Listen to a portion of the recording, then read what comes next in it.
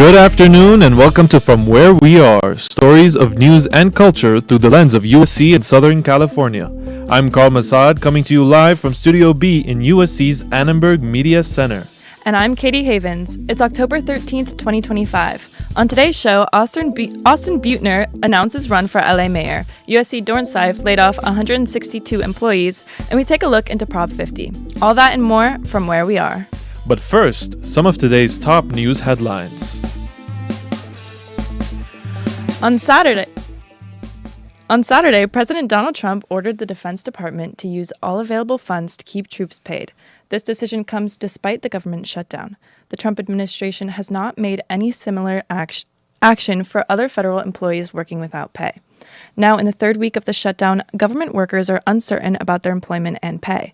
Last Friday, the White House began layoffs for over 4,000 more federal employees, including in the Treasury, Health and Human Services, and education agencies. French President Emmanuel Macron reinstated Prime Minister Sébastien Lecornu on Friday, less than a week after his resignation. France is currently struggling with economic challenges and rising debt. As Macron faces criticism from the National Assembly, the reinstatement is seen as his last chance to end the nation's political crisis. Letitia James is the latest name in the list of President Trump's political enemies to be prosecuted by the Justice Department. James is being accused of mortgage fraud under claims that she calls, quote, baseless. The former governor of New York believes the claims are motivated by President Trump's public desire to prosecute his political enemies. And Governor Gavin Newsom sided with big tech companies over Hollywood studios today, signing a bill that would force device makers like Apple and Google to check users' ages online. While the Motion Pictures Association claimed that the bill would make it difficult for different age groups to use one streaming account, Assemblymember Buffy Wicks argues that her bill will better protect children online.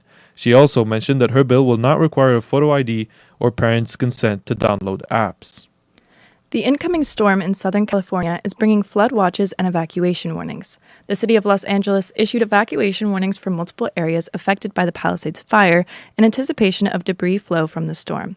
The LA Fire Department expects the evacuation to continue from Monday night to Wednesday morning. And that's all the headlines we have for today. To live and die in LA, where every day we try to fatten our pockets. I hustle for the cash, so it's hard to knock. Karen Bass has a new opponent in the upcoming election for mayor of Los Angeles, and it's a former ally of hers. Julia Szymanski has the story. This morning, the former deputy mayor of LA and LAUSD superintendent Austin Buettner dropped this video on social media to announce that he will run against his former boss, Karen Bass. Buettner says he will stand up to the assaults on LA from the Trump administration, but the city also has its own self-inflicted problems. LA's adrift. It seems every day our city is becoming more expensive, less safe, and a more difficult place to live. The city spent billions to solve problems that have just become bigger problems. Homelessness, the cost of housing, the loss of jobs and opportunity. Buettner is arguably the strongest challenger to current mayor Karen Bass in next year's election. He has experience in local government and financial backing. He has also done charitable work across the city, especially for low-income children. He launched a nonprofit called Vision to Learn, which he says in the video has provided more than 600,000 kids across the country and 200,000 in Los Angeles with free eyeglasses to succeed in school and in life. Buettner could be a strong challenge to Mayor Karen Bass, says USC professor of governance Frank Zurunian. But Karen Bass is vulnerable. She's definitely vulnerable in light of what occurred, especially with the Palisades fires and the Eaton fire, Altadena fires. There were a number of issues related to those fires that related to her leadership. Billionaire businessman and chairman of the board of USC, Rick Caruso, might also run again for LA mayor. That could split the opposition to Bass vote and make it harder for Austin Buettner, says Professor Zurunian. I think Austin would have a shot if there were no one else running, and would be able to, if everyone is as upset as they were with Karen Bass and her leadership, then she might be vulnerable. A lot will happen between now and the LA mayoral election on June 2nd, 2026. This is Julia Szymanski for Annenberg Media.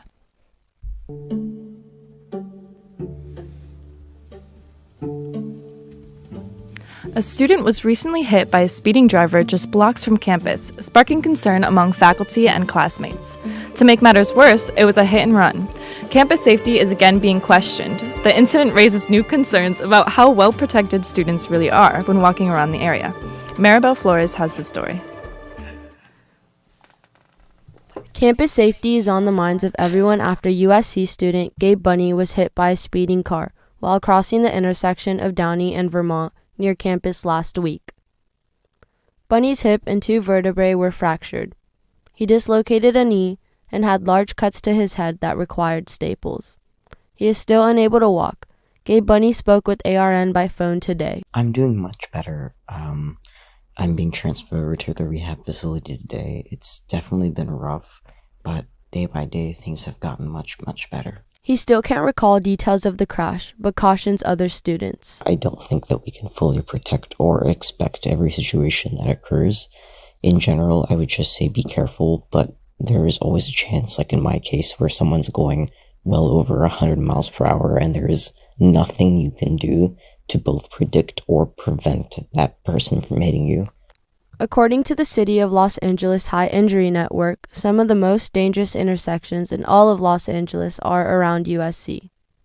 The Los Angeles Police Department posted a video online that shows a car running a red light and hitting Gabe Bunny. It narrowly missed several other pedestrians.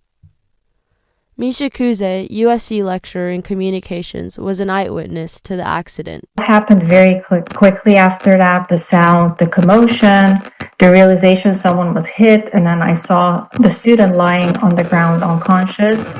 What was more horrific was that the driver continued speeding away and did not stop to check on the injured student. So Kuze says the crash made her realize this is a part of a much larger safety issue around USC. what really is concerning is reading the police report and noticing that on the very same day, there had been another hit and run at the same intersection at 7 p.m. And that's when it really struck me. This isn't an isolated incident. This seems to be part of a larger safety concern around campus. She reminds her students to stay alert, very alert, day and night. Especially crossing intersections, knowing how busy our campus, the surroundings of our campus area are. Just be extra cautious because it just happens in a matter of milliseconds. So that's what Gabe Bunny learned. Let's let him have the last word from his hospital bed. I was previously aware of the number of collisions. It's very common here in LA, especially given that I am an LA driver. And for other people, honestly, all I can say is just be hyper vigilant. There really isn't much else you can do. It's just common, and there isn't much improvement. So please, be careful out there. From Annenberg Media, Maribel Flores.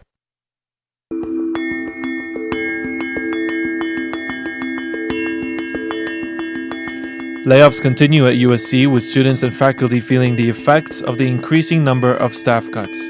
Isabel Ramos Assam has the story. The Dornsife College of Letters, Arts and Sciences announced on Friday that it will lay off 162 employees, including all academic advisors. This is the largest single round of USC layoffs yet.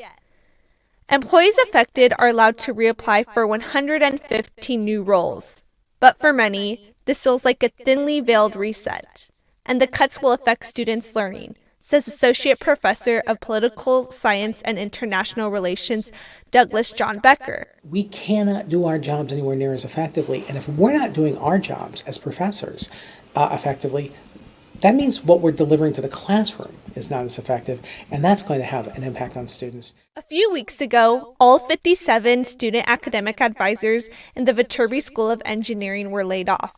Viterbi's leadership reportedly negotiated with the university administrators to moderate the budget cuts, but ultimately they failed to prevent the layoff.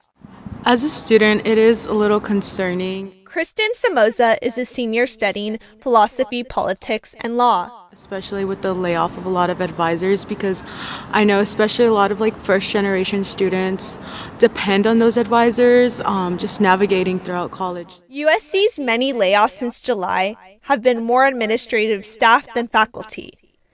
But the total number of people let go, at least 700 employees. That confuses me because USC definitely has money. Richard Phillips is a Master of Social Work student.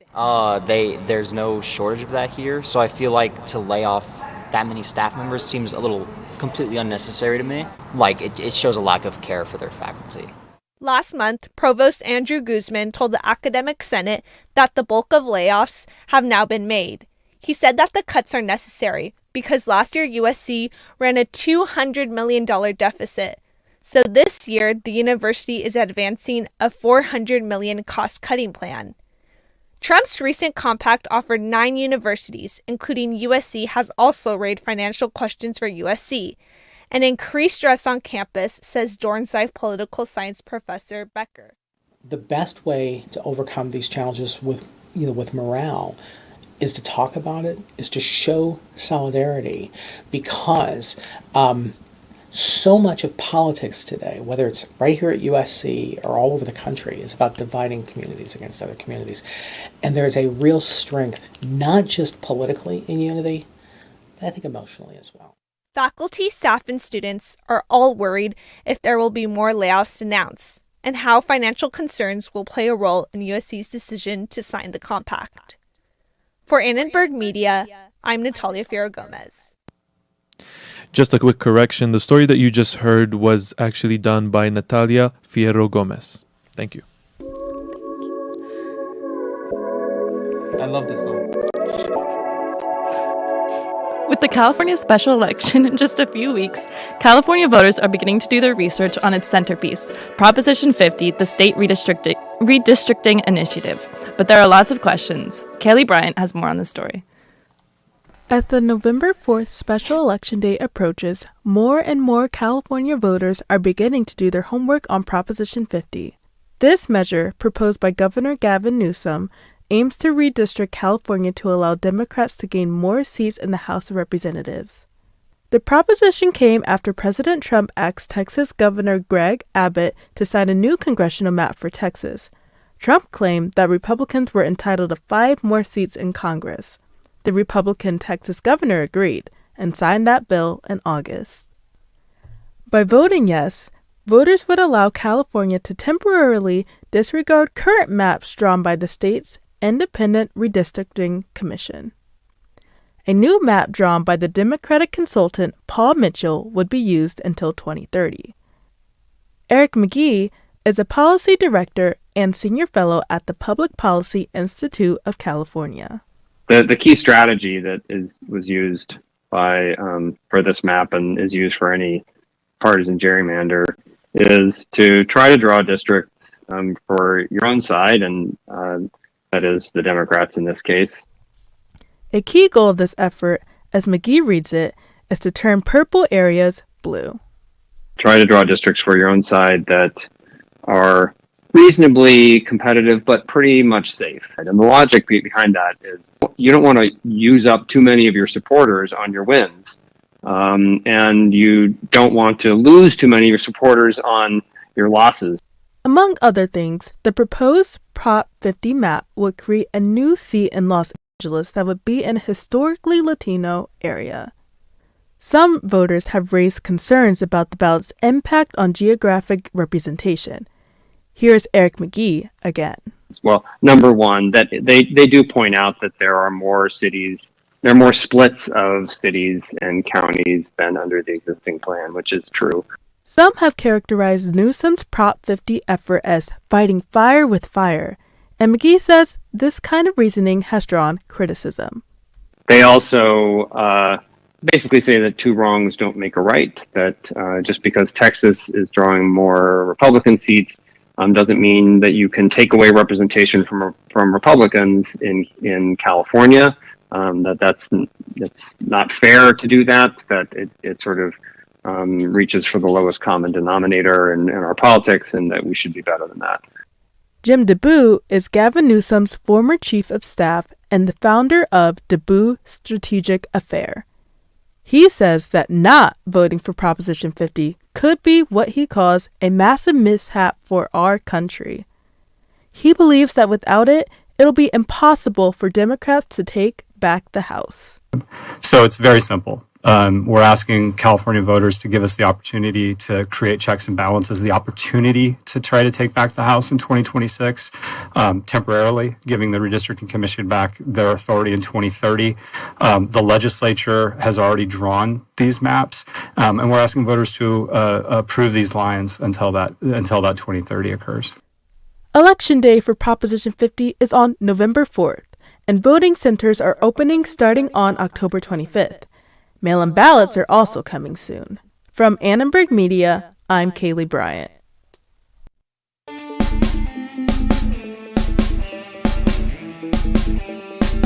All we have time for on today's From Where We Are. Natalia Ferrero Gomez and I produced today's show. We had help from Avi Singh, Yinzen Wu, Grant Franny, Benjamin Gamson, Kai Assad, Sarah Alvarez, and Angelina Lovato. Our board operator is Grayson Salomon, our live stream manager is Kayla Zhu, and Derek Renfrau composed our theme music. Catch us live on YouTube at Annenberg Radio News Monday through Thursday at 5 p.m. Subscribe to From Where We Are wherever you're listening right now.